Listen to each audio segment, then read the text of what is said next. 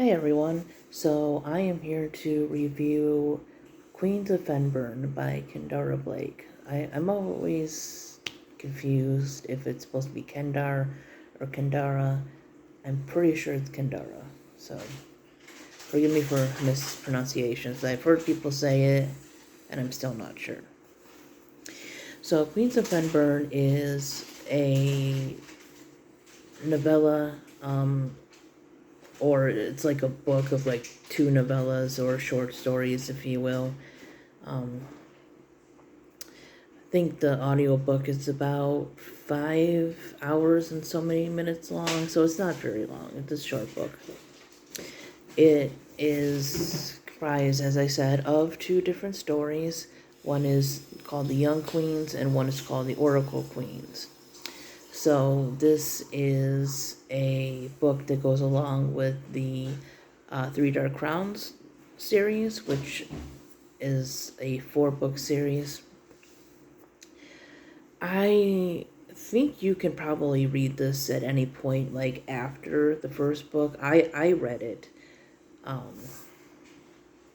after I had finished all 4 books, but I think it's one of those that you can like read in between reading the main books.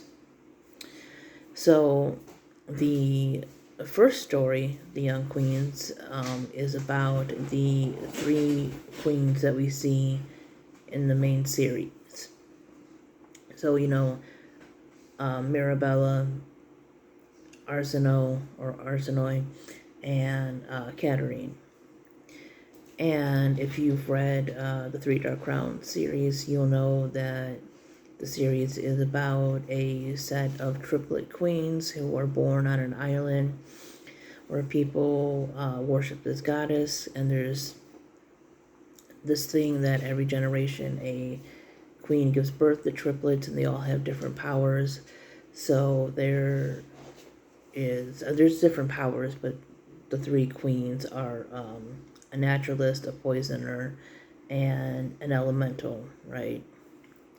So, one controls the elements, one can ingest poison and like make cures and everything, and one can control like animals, bloom flowers, stuff like that. So when they reach a certain age, they are taken away from each other and raised in the sections that like specialize in their power, and eventually they have to fight each other for the crown. That's the basics of the series. So the Young Queens basically is a short story detailing their lives when they leave each other, because they're not raised with their parents. Once the queen has their triplets, she leaves the island, and then they're raised by like midwives and stuff for a while. So the original series basically starts out when they're like 16 and getting ready for the Ascension year, getting ready basically to fight each other for the crown.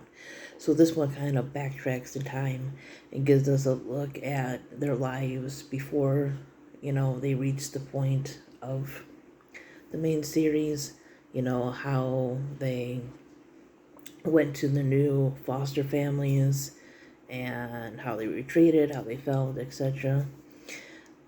I mean, it's not anything too big, but I thought it was a decent addition to the series. I like it when, authors write maybe short little novellas or short stories that kind of give us like just a little bit of background information, just maybe something a little bit more. I don't think everything has to be like a full-length novel for like each and every character, but like a book of short stories, just to give us a little bit of background, a little bit more, on some characters. Like what Marissa Meyer did in the Lunar Chronicles with Stars Above. I really liked that. I thought that was just really well done. And yeah, we get a little bit more knowledge on the queens and their families and stuff. So I thought it was really interesting. It was a nice story. The second one is called The Oracle Queen, and that's another one of the like gifts that the queens can have, is like the gift of sight. If I remember correctly, this like island, this world has like elementals, poisoners, naturalists, war gifted, and oracle queens. There might be some more powers, I can't remember, but those are like the main 5 that we hear about throughout the series. And in the main series, it talks about how because like the queen knows what the powers of like each daughter is. I forget how, but she just like knows when she's giving birth what they're all supposed to be. And whenever an oracle queen is born, they are killed. And it comes from the person in this story. Her name is, I think it was Elizabeth. That's how you say her name. She was like the last oracle queen. And basically in the original series, it was said because her powers like drove her insane, and she ended up killing a bunch of people, that to protect everyone, that any queen born as an oracle is basically like drowned at birth. And so this goes into the story of Elizabeth and what actually happened to her during her reign and everything. So yeah, this was a nice little addition, and definitely worth the read. I enjoyed revisiting these characters. I love the style of this series. I've listened to all of it, on audio. That's how I consume this story. And I really like the narrator and everything. So I highly recommend the Three Dark Crowns series. There's 4 books and a novella. I'm pretty sure that's it. And all are well written. All have great characters.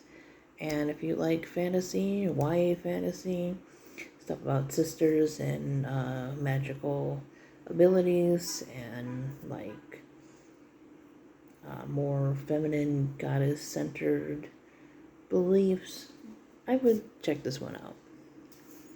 Or I recommend that you check that one out. Anyways, thanks for watching, everybody. Bye.